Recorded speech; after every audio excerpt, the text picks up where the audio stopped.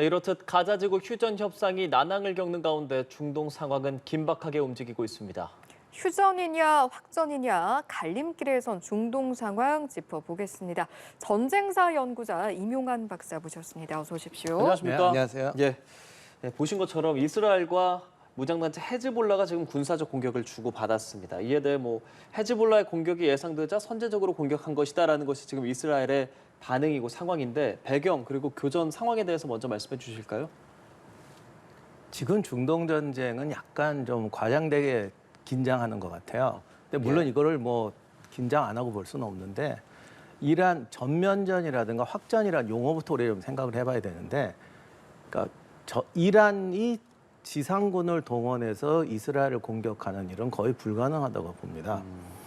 그 다음에 헤즈볼라도 사실은 지상군이 개입해 지상군끼리 충돌하거나 이스라엘이 레바논을 침공하는 것은 또 바라지 않는 상태죠. 그런데 양쪽 다 공격을 그만둘 수도 없는 상황이죠.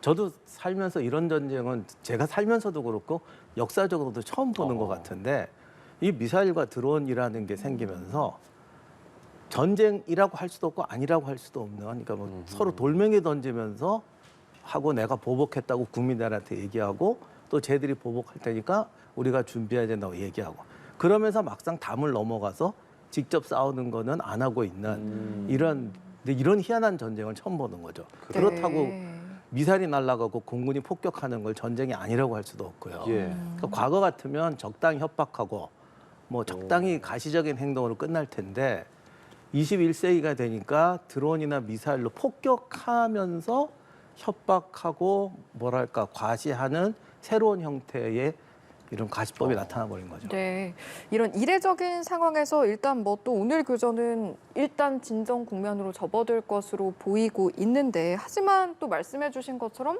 언제 또 공격이 시작될지는 모르는 상황 아니겠습니까? 그러니까 모든 전쟁은 조금씩 처음에는 시작할 마음이 없다가도 희생자가 나고 하면은 확전이 되는 경우인데, 이번 경우는 굉장히 오랫동안 지금 서로 조정들을 하고 있는데 사실은 끝낼 방법은 또 없는 거죠. 그러니까 오늘 멘트가 아마 가장 이 갈등에 잘 보여주는 멘트 같아요. 말씀하세요? 그러니까 이스라엘은 갑자기 전쟁, 오늘 아침만 해도 정말 자기들이 침공할 것처럼 얘기했잖아요. 이 헤즈볼라가 공격하니까 우리가 선제적 들어간다. 그럼 지상군이 들어가겠다는 얘기냐? 그것도 아니고 그러니까 로켓 기지가 있는 쪽을 넘어서 전략 목표까지 타격하겠다라는 식으로 갈 것 같더니 안 했어요. 그리고 헤즈볼라는 또 대응한다고 평소에 하던 대로 했죠, 사실은. 그리고 다 했다. 이렇게 말한다는 거는 서로 지금 암시해요. 여기까지만 하겠다. 그러나 서로 그만둘 방법을 못 찾고 있는, 이게 진짜 수렁인 것 같습니다. 네. 네타냐후 총리가 회의 마치고 할 수 있는 모든 것을 하겠다라고 말한 적도 있지 않습니까? 네. 이스라엘의 속내는 지금 어떻겠습니까? 이스라엘은 지금 가자 지구 자체가 늪이에요. 안 할 수도 없고 해결할 방법도 없습니다. 그래서 지금 끌고 나가고 있는데, 네타냐후 정권 입장에서는 뭔가 국민을 설득할 수 있는 가시적인 결과가 나와야 되는데 이 결과 자체가 나오기가 쉽지가 않고, 그러다 보니 전쟁을 그만두지도 못하고 국내에는 어떤 긴장 관계에서 계속 가야 되고요. 그런데 그 긴장 관계가 너무 또 과도해져서 또 반발이 나오면 안 되니까 조절을 하는 상태죠. 그러니까 할 수 있는 걸 다 하겠다. 가능한 한 말로 협박하고, 아니면 이제 지도자들을 암살하면서 전시 상태를 유지하고, 또 만약에 헤즈볼라가 여기서 더 과도한 공격을 하게 되면 더 과도한 반응을 안 할 수가 없으니까 수위 조절을 하고 있는 그런 이제 혹시 상황입니다. 이게 내부 정치 때문에 확전을 오히려 원하는 것 아니냐라는 시각도 있는데, 그 어떤 말씀 좀 하고 싶으세요? 저도 비슷한 발언을 한 적이 있는데, 그 확전이란 말이 너무 확전이 돼도 안 돼요. 그러니까 전시 상태를 유지할 수 있는 선의 확전인데, 제가 참 말은 이렇게 합니다만 사람 목숨이 오고 가는 전쟁을 가지고 이렇게 한다는 것도 사실 해서는 안 되는 일입니다만, 모든 나라가 지금 호랑이 등에 올라타서 이런 상태를 유지하고 있는 거죠. 확전을 이야기하고 국민을 긴장시키면서 더 확전도 못하고 줄이지도 못하고 지금 이런 상황입니다. 호랑이 등에 올라탔다, 늪에 빠졌다 이런 맥락의 말씀을 이제 계속해서 해주고 계신데 이 어떤 관계자의 사실은 헤즈볼라를 지원해왔던 이란도 빼놓을 수가 없을 겁니다. 앞으로 이란의 움직임을 좀 예상해 본다고 했을 때 이스라엘에 대해서 보복하겠다, 적시에 적절한 방법으로 뭐 이런 발언들도 나왔잖아요. 앞으로의 움직임은 어떻게 예상하십니까? 사실 그때 한예가 암살됐을 때 다들 전 세계가 마치 전면전이 날 것처럼 얘기를 했습니다만 그랬었죠. 이란 입장에서는 별로 마땅한 보복 수단이 없습니다. 미사일로 공격한다고 해도 사실 그게 이스라엘의 진짜 전략 목표를 타격한다거나 민간 도시 지역에 떨어졌을 때는 이스라엘도 대응하지 않을 수가 없습니다.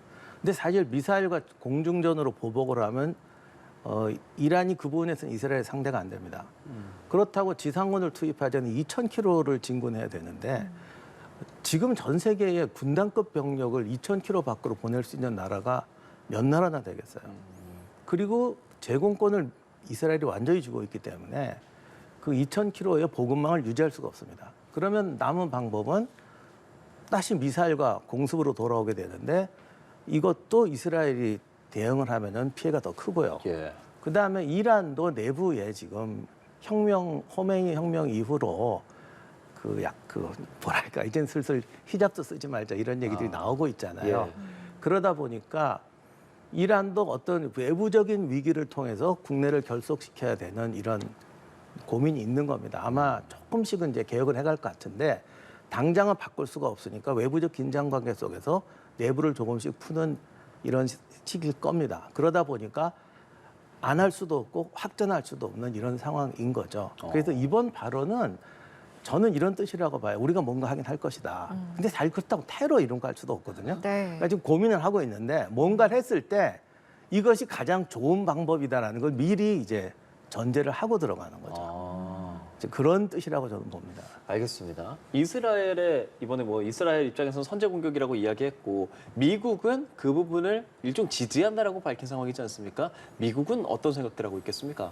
미국도 조금은 안심을 하는 것 같아요. 이제는 여기가 더 이상 확전은 안 될 것 같고 물론 문제는 근원적으로 절대 해결되지 않습니다. 그리고 헤즈볼라는 좀 덜하지만 하마스는 또 테러를 할 거예요. 결국 정비가 되면. 예. 이런 상태이기 때문에 미국은 이제 어느 정도 너무 일일이 감나라 배나라 하지 않는 선에서 이야기를 하고 예. 그 제가 볼 때는 이란은 지금 이스라엘한테 보복을 자제하는 게 미국과 물밑 교섭을 꽤 하는 것 같고요. 오히려 그걸 바라는 것 같고 미국은 그걸 들어줄 마음은 없고 이러다 보니까 지금 물밑에서 벌어지는 말로 할 수 없는 이런 것들이 많은 것 같아요. 근데 그것은 지금 서로 간에 밝힐 수가 없는 거겠죠. 네.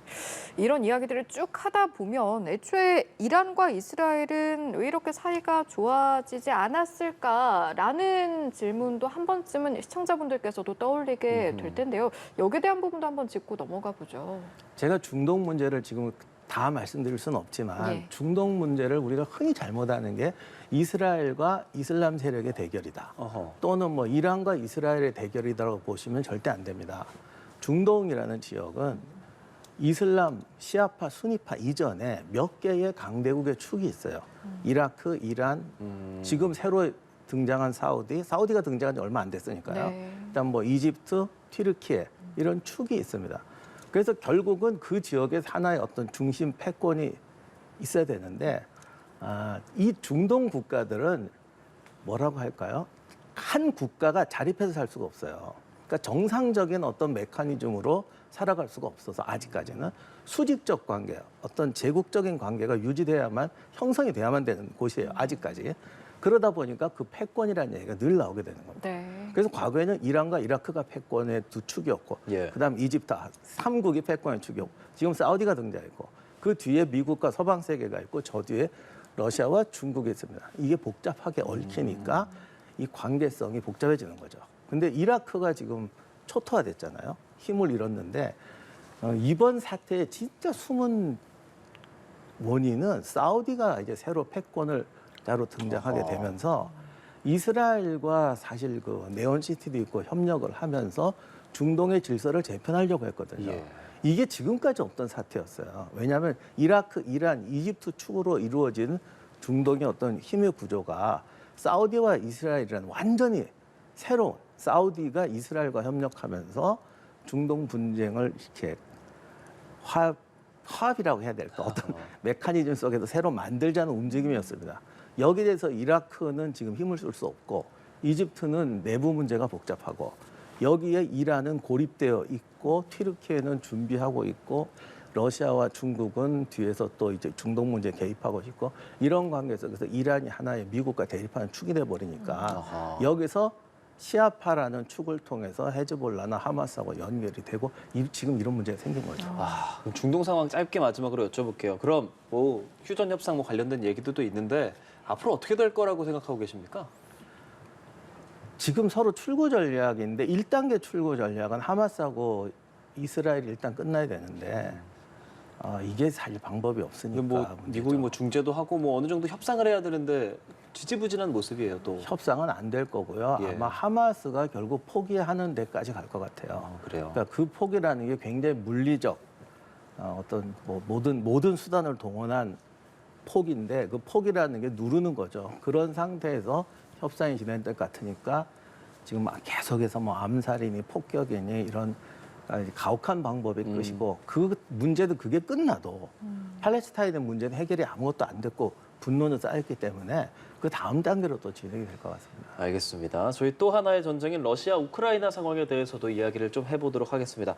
박사님, 우크라이나가 쿠르스크를 직접적으로 이제 공격을 했단 말이죠. 그리고 지금 전쟁 포로에 대한 교환까지 이루어졌는데 이런 것들이 우크라이나가 이렇게 기습한 배경 그리고 바라는 바였다고 볼 수 있겠습니까?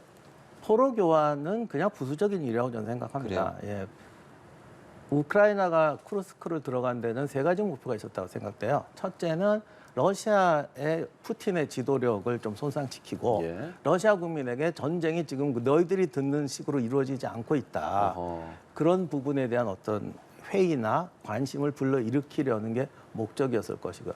두 번째는 우크라이나도 지금 사기가 많이 저하됐거든요. 그러니까 우크라이나 국민들의 어떤 자신감이나 저항 의지를 끌어내려는 그런 의도도 있었을 거고요. 물론 여기에는 서방이나 미국 측의 지원 문제도 있습니다. 왜냐하면 우크라이나가 자꾸 밀리는 것 같으니까 미국에는 서방에서도 이제 이거 포기해야 되지 않느냐는 여론들이 생겼는데 그런 부분을 이제 바꾸자 하는 어떤 극적인 모험이었죠. 그다음 세 번째는 전술적으로 동부전선의 압력을 좀 줄이자라는 건데 요거는 단순하게 이쪽으로 가서 동부전선에 있는 군대를 일로 빼자 이렇게 단순한 문제는 아니고요.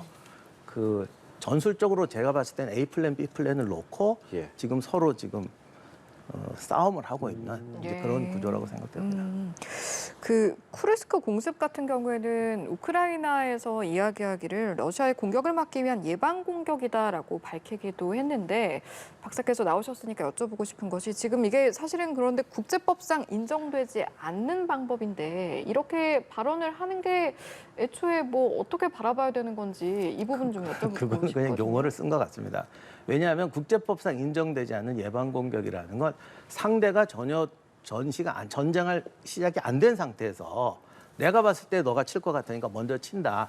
이런 경우는 당시 예방 공격이 뭐 당시 먼저 공격한 거 아니냐 이렇게 되지만 지금 러시아와 우크라이나는 이미 전쟁 상태이기 때문에 뭐 방어를 위한 공격 뭐 이런 말은 얼마든지 쓸 수 있는 거죠. 근데 이 전쟁이 이상하게 러시아가 먼저 우크라이나를 침공했지만 우크라이나는 러시아 본토를 공격할 수 없다는 이상한 룰을 가지고 진행돼 왔잖아요. 그러다 보니까 예방 공격이란 말을 쓴 것 같습니다만 이미 전시 상태이기 때문에 그거는 그냥 말의 표현일 뿐이라고 생각합니다. 예, 박사님께서 전쟁사 연구하시잖아요. 이번에 공습한 지역인 쿠르스크 이 지역에 좀 보다 보니까 역사적으로 좀 의미 있는 지역이라고 볼 수 있는 어떤 전쟁 역사가 좀 있더라고요.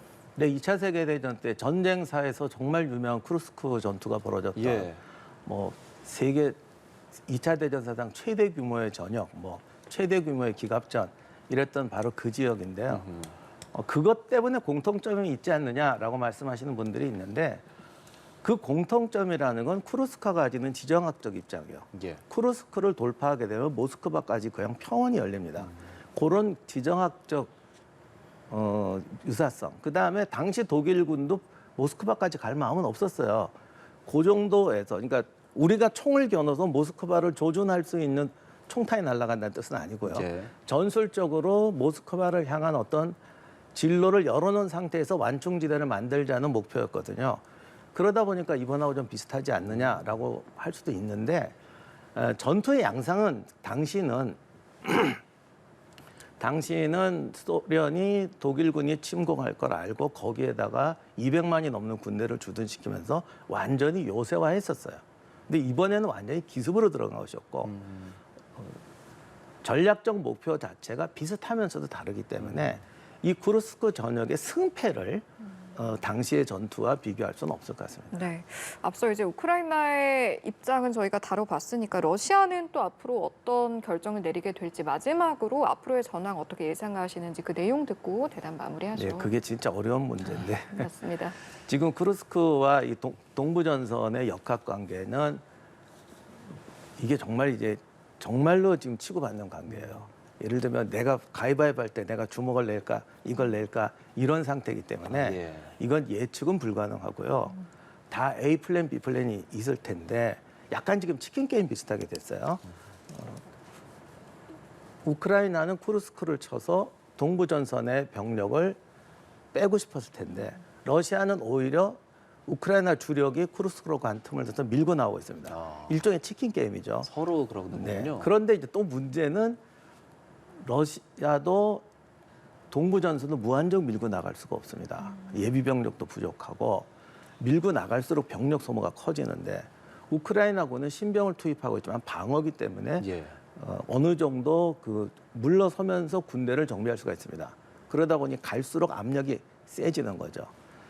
우크라이나 입장에서는 이쪽으로 러시아의 압력을 뺐으면 좋겠는데 자기들이 교량을 폭파하면서 더 이상 전진하지 않겠다는 걸 보여줘 버렸어요.